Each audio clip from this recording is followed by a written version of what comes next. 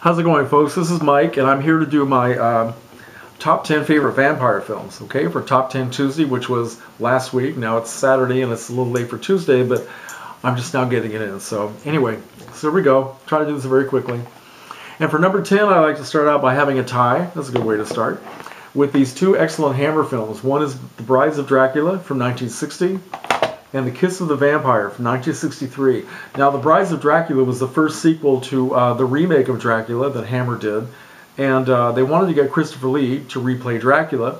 They couldn't get him, so they worked out the story where they kept the name Dracula, but they actually don't have him as a character in the film. Instead, they use a character named Baron Meinster, and he's played by an actor named David Peel, who's actually quite good. Peter Cushing also makes a return in this film, and it's great fun. A lot of atmosphere, lots of fangs. It's really a cool movie. Kiss of the Vampire came out a couple of years later with no big stars, and again Dracula isn't in it. But this one takes the premise that being a vampire is kind of like joining a cult. So that's what this is about a group of people who are caught up in this web of vampiric experiences by following this head vampire who seems to have all kinds of hypnotic power over them. It's a very cool movie, so highly recommend it if you haven't seen it.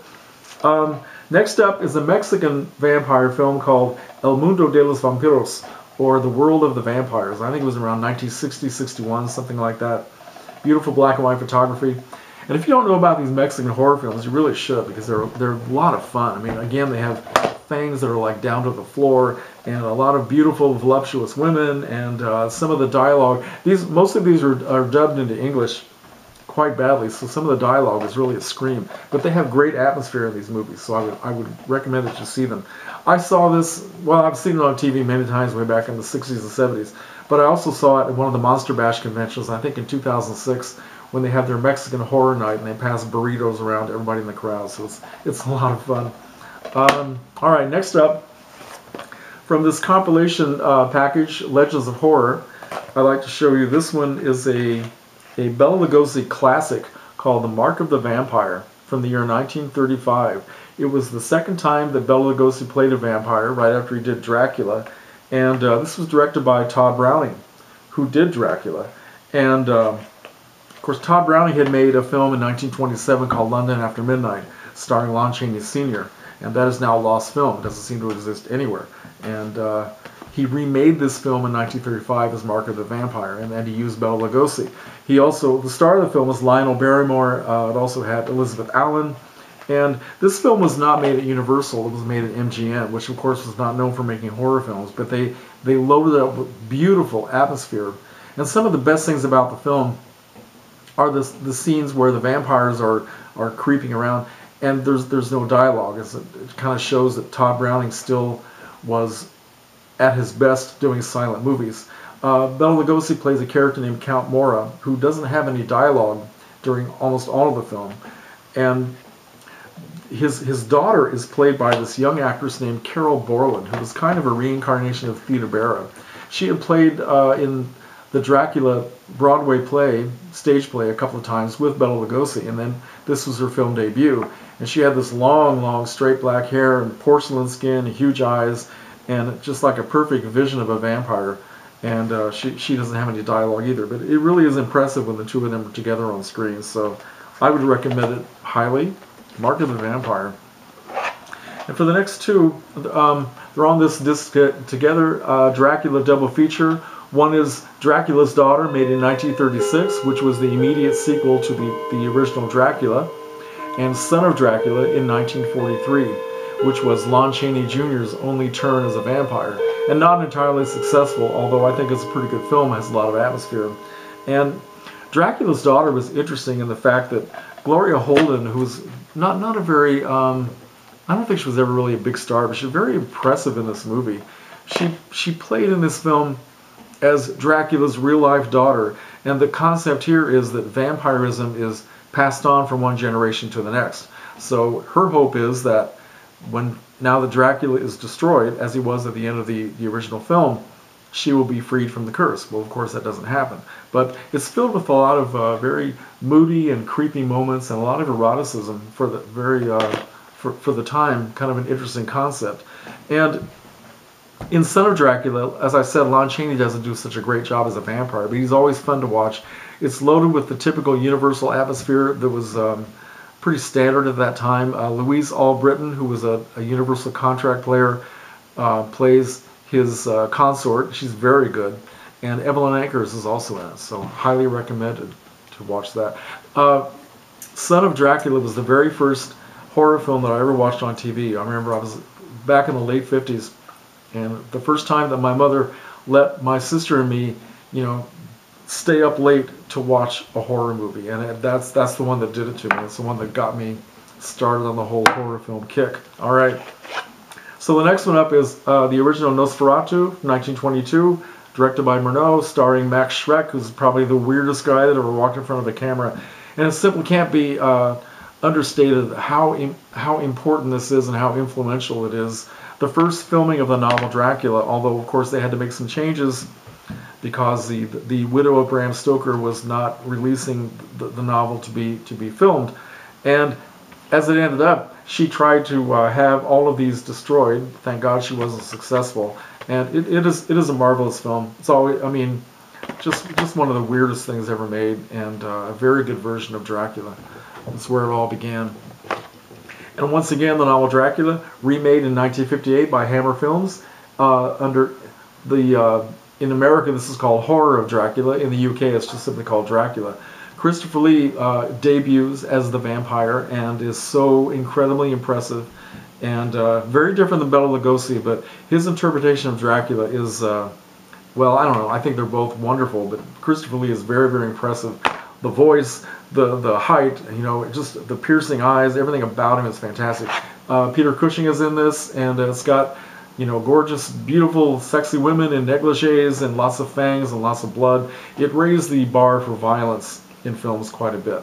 And okay, next up, from the year 1960, and this is a film I've talked about many, many times. If I'm going to talk about classic vampire films, this has to be included. That is Mario Bava's Black Sunday, also known as The Mask of Satan, which of course introduced Barbara Steele as probably the ultimate vampire female on screen.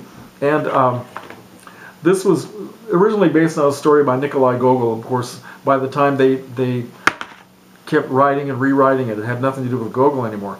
But it's simply about a witch who is being condemned to death and then comes back 200 years later as a vampire and tries to seduce her look-alike descendant, also played by Steele. And this also raised the bar for violence in films. It was pretty shocking for its time, but it's a beautiful film to look at. It's very expressionistic and very hypnotic and just gorgeous, gorgeous photography. And Barbara Steele made quite an impression in this movie. Okay, next up is another Barbara Steele movie. She made 2 vampire films in her career, and the other one was called Castle of Blood, directed by Antonio Margheriti under his English pseudonym Anthony Dawson. The original Italian title of this film is Danza Macabra, The Dance Macabre, and it has kind of it's another vampire film that has a lot of eroticism in it, and the people who are trapped in this castle of blood are people who, everyone who has died in that castle is condemned to repeat their deaths once a year on November 2nd, which is the Day of All Souls, okay? Also known as the Day of the Dead. Now in Christianity, All Souls Day is the day in which we pray for the souls who are trapped in purgatory. And in this film, these people are trapped in this castle, and they are vampires who need to drink human blood so that they can return the following year on All Souls Day. So that's the story. It's very strange. The story actually, it has an interesting premise, but the way it's written and the way it's portrayed in the film, there are so many holes in the story that you really have to ignore that and just let the whole thing just kind of wash over you. Great cinematography. Margheriti used the television technique of using 3 cameras, right? And then editing and splicing everything together. And I guess it drove Barbara Steele crazy because she never knew which way she was supposed to be looking. She's really wonderful in this film. And it has, as I said, it has a lot of erotic moments, which is pretty unusual. It also even has one of the actresses, a beautiful actress named Sylvia Sorrente, has a topless scene toward the end of the film, which is kind of shocking for its time. Even has a lesbian kiss between Barbara and one of the other characters. And it's a very highly recommended film. Okay? And finally, my number one film has to be the original Dracula. 1931, Bela Lugosi, directed by Todd Browning. Simply can't be denied that for me, this will always be, well, this sets the standard for all the vampire films. Even more than Nosferatu, in my opinion, because I think that for me, Bela Lugosi is Dracula and always will be. And it's true that there are a lot of very slow, laborious moments in the film, especially the second half. It does get very, very slow.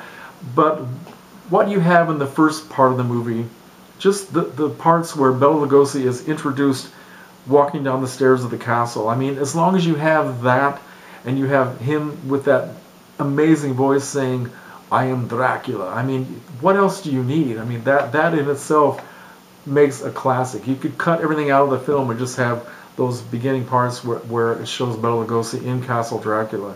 And I think it's still an amazing film to look at. And okay, yeah, highly recommended. I can't imagine anybody. Well, I guess a lot of people still don't want to see these old films, which is kind of sad. But I hope people will change their minds. It's definitely worth seeing. All right, I've done enough. That's my top 10 vampire films. So if any of you would like to watch this and leave comments, I would like to hear them. Thank you.